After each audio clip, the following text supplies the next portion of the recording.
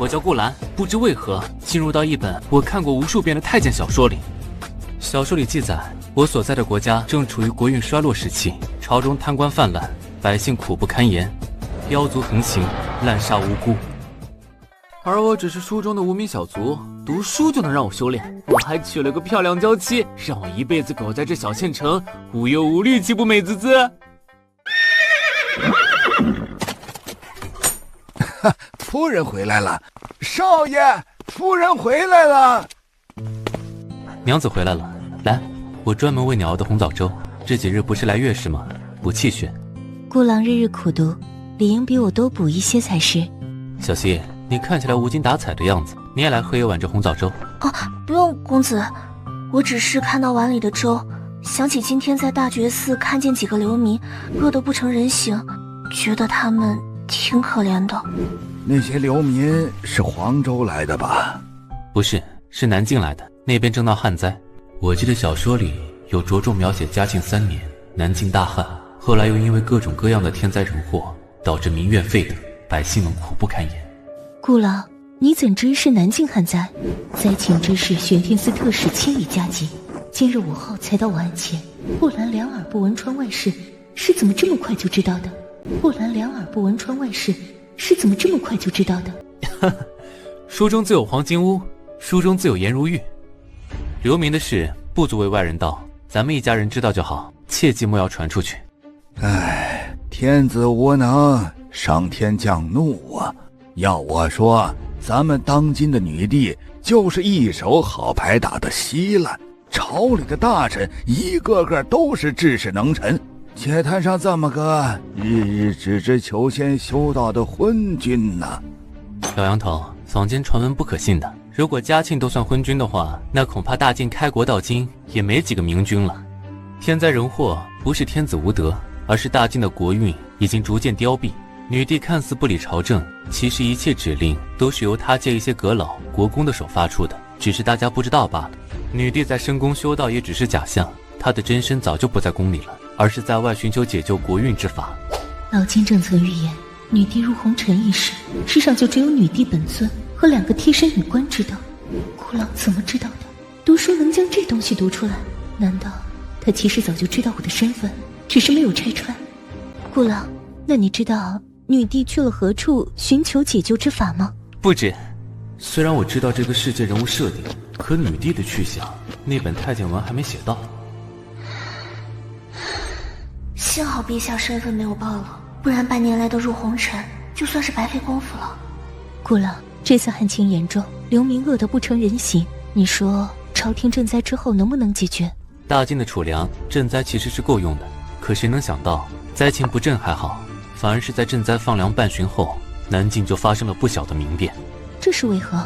因为天灾和人祸，朝廷里有能臣也有奸臣，这些奸臣有不满于女帝，也有纯粹贪。女帝一直忙于挽救国运颓势，却忽略了这些小细节，等女帝意识到这些，为时已晚。难怪前些年发出去的赈灾影响总比计划中多出1倍，最后还是不够。原来是有乱臣贼子敢在朕眼皮子底下破坏大晋的气运。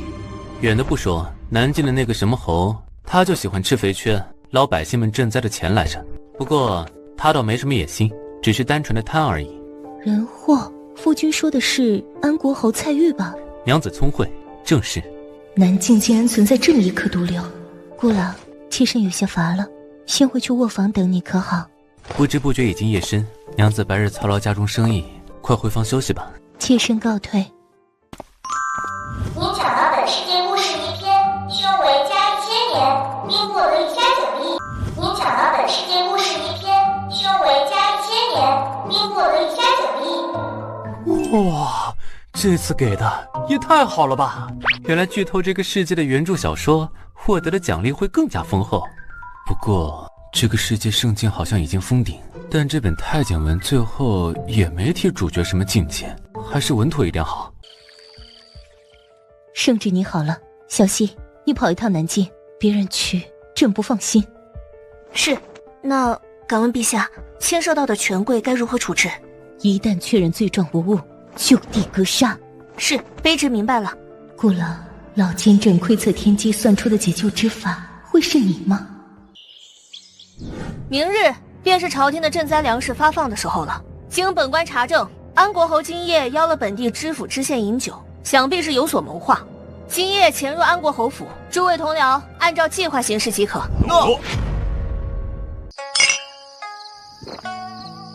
知县知府两位大人，明日朝廷的粮食就到了，该知道怎么做吧？啊，侯爷尽管放心，回去吧，下官二人都懂。2成分给那些贱民，3成我们留下高价卖出，剩余5成留给侯爷。几位官爷吃的可真好，熊掌鹿肉，可知南境的百姓们连树皮草根都没得吃。哼，贱民们吃什么关我们什么事啊？哟，小丫头哪儿来的呀？跟前几天本官睡过的一个贱民女儿很像啊！啊，何知府，他们是何人呢？何知县，何知府，尔等究竟是何人？何知无奈朝廷命。柳大人，请入座。下官见过柳大人，下官罪该万死，罪该万死！柳大人饶命啊！饶命啊！饶命啊！饶命啊！蔡侯爷，你有爵位之尊，和那2人不同，本官可以给你个说遗言的机会。柳大人，我有一个账本，记录上跟我一样的贪官，我愿意揭发举报。就知道有这种东西。哦，在哪里？大人先答应不杀我。好，就在柴房。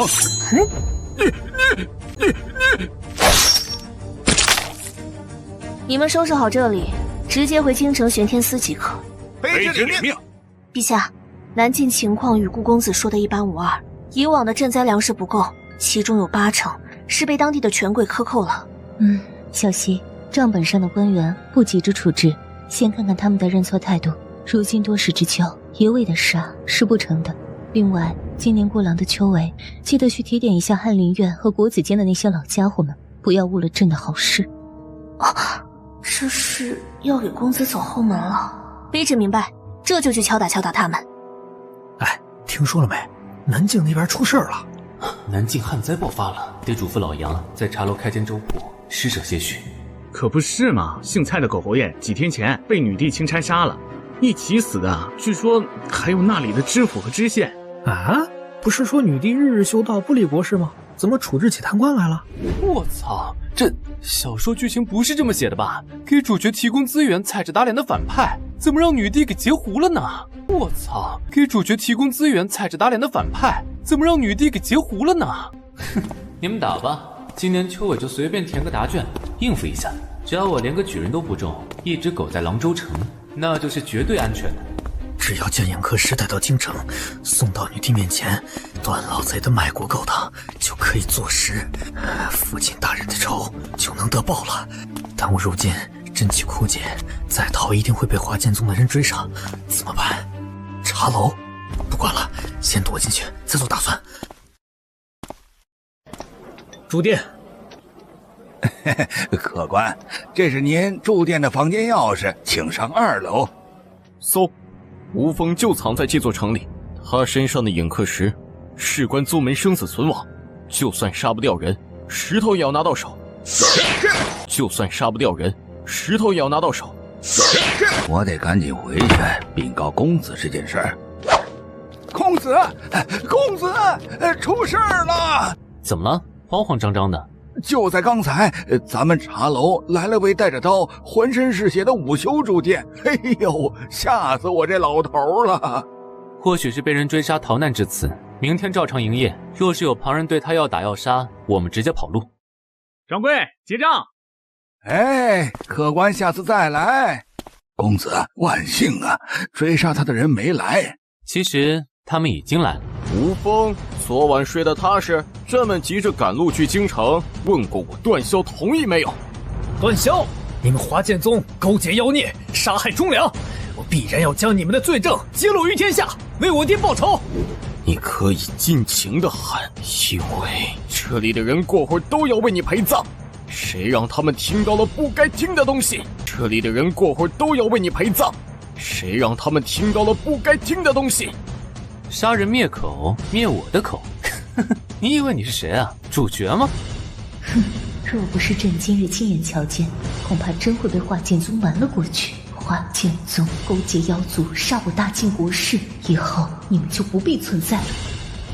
小子，我知道你手里有枚影刻石，现在毁掉，可以让你选个痛快的死法。我就算死了，那块石头里的画面也会永远留下来。逃！快逃！一定要将今日之事传出去，让京城知道。华剑宗勾结妖族，那是妖族，好死啊！快逃啊！姑伯，您竟然亲自来了。你父亲不放心你，我一直在暗中跟着你。夜长梦多，我也懒得让你磨练了，直接杀了这群两脚羊。难道今天真要葬身于此了吗？哎，有强者动手了，比我还急。气息这么久也没有被我发现，此人境界应该与我差不多。不过这下lang州城应该没事了，正好省得我麻烦。啊！金色剑罡是一位人族剑仙。剑仙？怎么可能？小小一个lang州城，怎么会有剑仙在此？你灭了他们！姑伯，您说什么呢？啊！这是怎么回事？没想到出手的这位剑仙还能带来这样的节目效果。只是不知道这位剑仙会不会出现，如果能有名号，原著中说不定介绍过。竟敢在这儿撒野，去死吧！你不能杀我，我是圣妖宫弟子，你敢杀我，宫中前辈会与你不死不休。无凭无据的事，妖界谁敢把罪名直接扣到朕头上？不好，得拿出妖圣舍利保命才行。好家伙，这东西能挡剑仙一击，这是什么材质的宝贝？竟是妖圣舍利，可惜了。可恶的两脚羊，你毁我至宝，日后必然要祭炼你100万人族来雪此恨。你毁我至宝，日后必然要祭炼你100万人族来雪此恨。刚刚那颗黑色珠子还有没有？交出来！你看到了妖圣舍利，你是从lang州城追出来的，你居然比我先到此地。你能有妖圣舍利，看来在你所属的妖圣宫地位不低了。前辈说笑了，我不过是个妖宫嫡传弟子，区区一王级小妖罢了。妖圣舍利真的只有1枚，若是有多，必然会献给前辈的。只有1枚吗？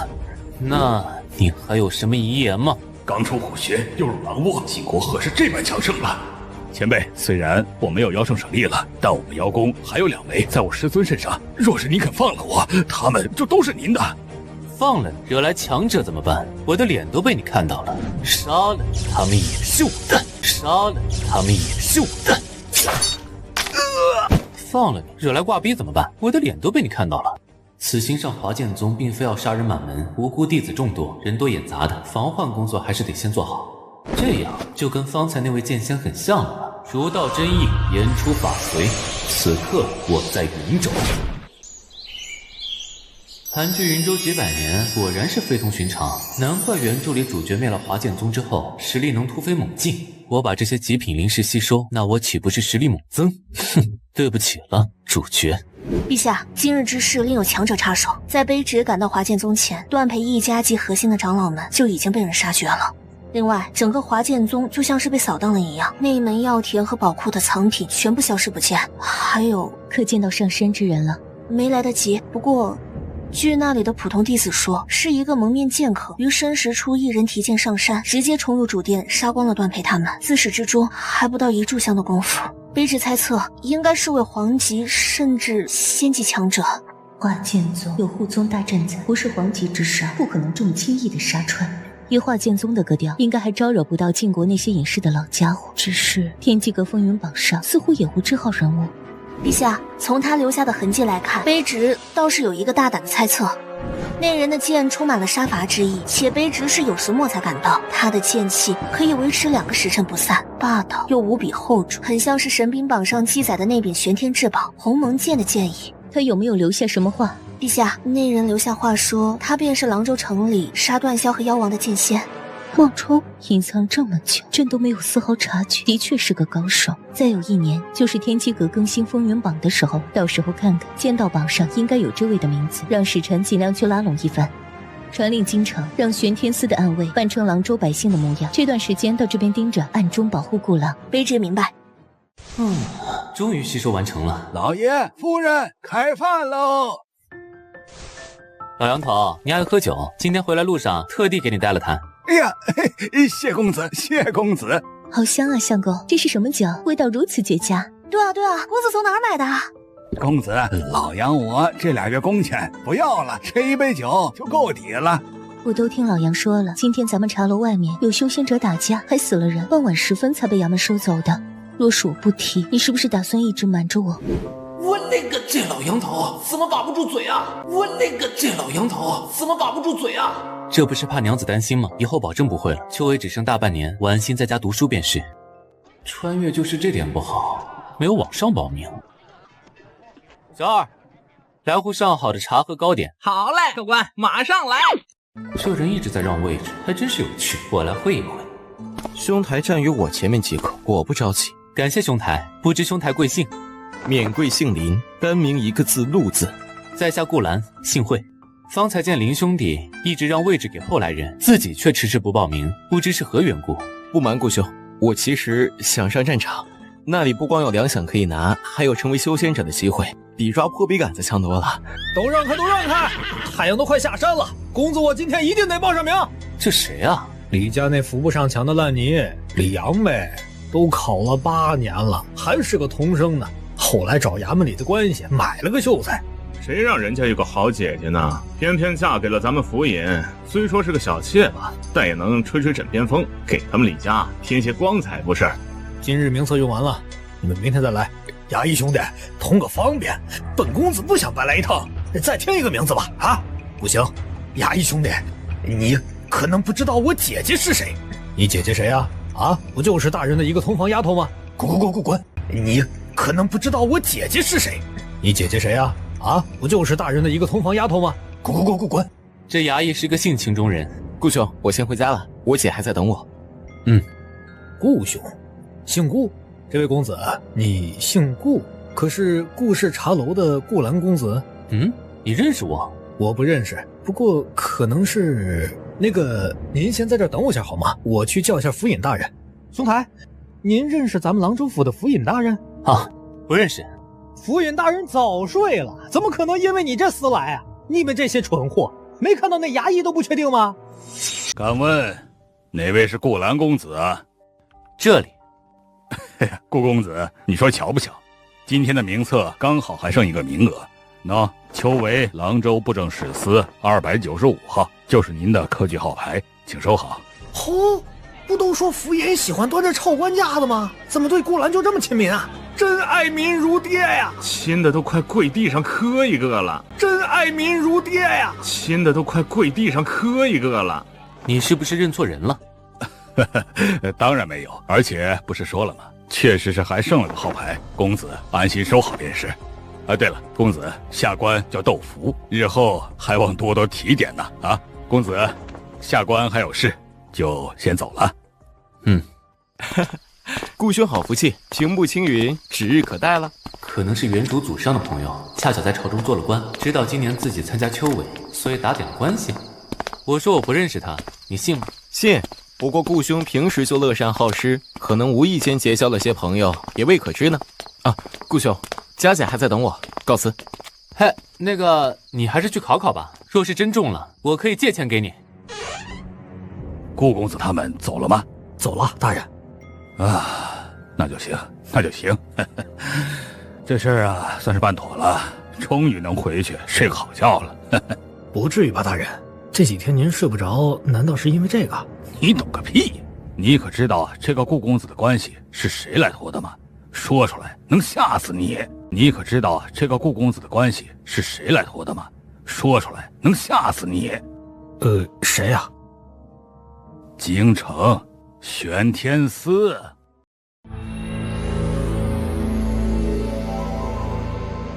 三位，我胡族子民不能这样不明不白地死在晋国地界，我已向其下达战书，不日集结大军，展开正面攻伐。三位可有异议？帝君，我们怒虫部落没意见，只要是打人族，我们就肯上。只要有雄黄哥哥冲锋，小妹也愿为帝君执鞭坠镫。妖帝城一兵不动，却要我们倾巢而出，老狐狸分明把我们当枪使。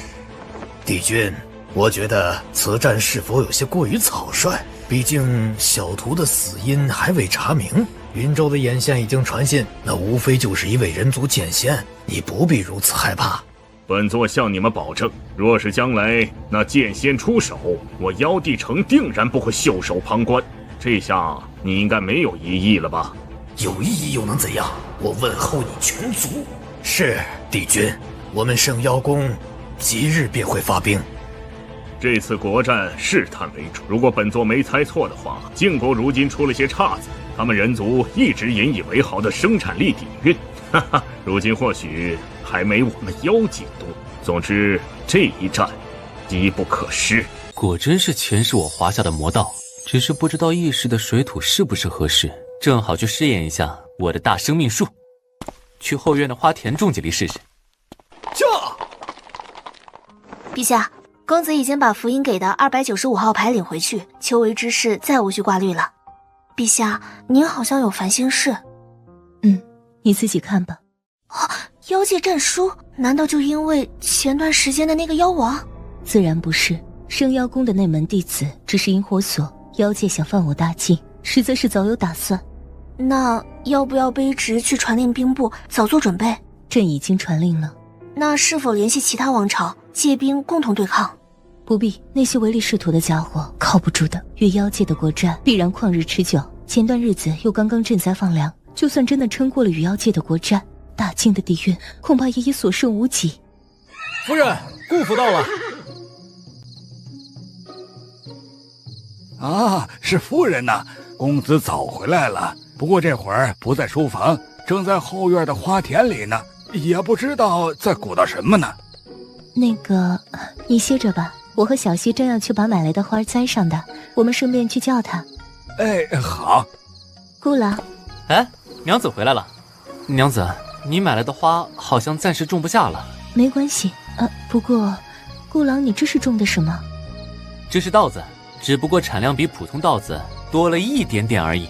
这是稻子，只不过产量比普通稻子多了一点点而已。粮食。相公，这种魔稻你是怎么种出来的？这不是我种出来的，这是我家乡的一位老爷爷种的，我只是将它借了过来罢。相公的家乡听起来就是个令人向往的地方。公子，想不到您除了买的酒好喝，买的米也这么香啊！这可不是买的，喜欢就多吃，这种米以后公子管够。相公，你到底收了多少粮食啊？后院看起来好多，整100株。100株？上面结的都是成熟的良种吗？当然，而且随时可以反复种植出成千上万斤粮食。公子，咱们手里有这么多良种，接下来打算用它们做什么？娘子觉得适合做什么？我们顾府没有土地，若是只留着，吃也吃不完，未免太过浪费。妾身想，要不我们拿去与老百姓们做生意如何？我们把好稻米种卖出去，既能发笔财，还能救一救其他饿肚子的老百姓，让我们大晋少饿死些人。这个好，这个好。也罢，就将这些粮食全部卖出，卖给边关军屯和那些穷苦的地方，价格与普通稻米一般即可。公子啊，老杨我只是觉得你刚才说要用一样的价格卖给咱老百姓的时候真帅。那这个买卖就交给你了，忙不过来就让小溪帮你。过2天我们在顾氏茶楼旁边再开个顾氏粮庄，第一笔生意就是先把手里这批稻种卖出去。哎，好嘞，公子放心。从华剑宗搜刮来的好东西吸收差不多了，修为也到了4万年。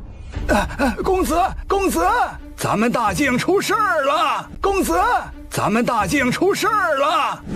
你说就行，我听得到。是这样的，我这几天不是按照公子您说的开张粮庄吗？结果就在今早我出城雇人，路过城门口的时候，发现通告栏那里围了老多人，我想凑过去看。说重点。通告栏里贴的是京城的讨妖檄文，听说咱们大境要跟妖界开战了。国战？不对吧？我怎么记得原著好像是在嘉庆5年才开战的来着？难道是因为自己杀了个妖王，导致时间线提前了？你别看错了吧，老杨？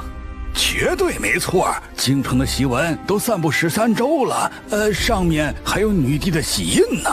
那个公子啊，国战都快打了，咱们的粮庄还开吗？别怕，老杨，咱们可是在廊州，又不是西境，妖界进犯不到这里的。粮庄继续开就好，战事一起，晋国的用粮需求肯定要大了，正好能让我们的买卖做大做强。既然公子那么说，那咱就开。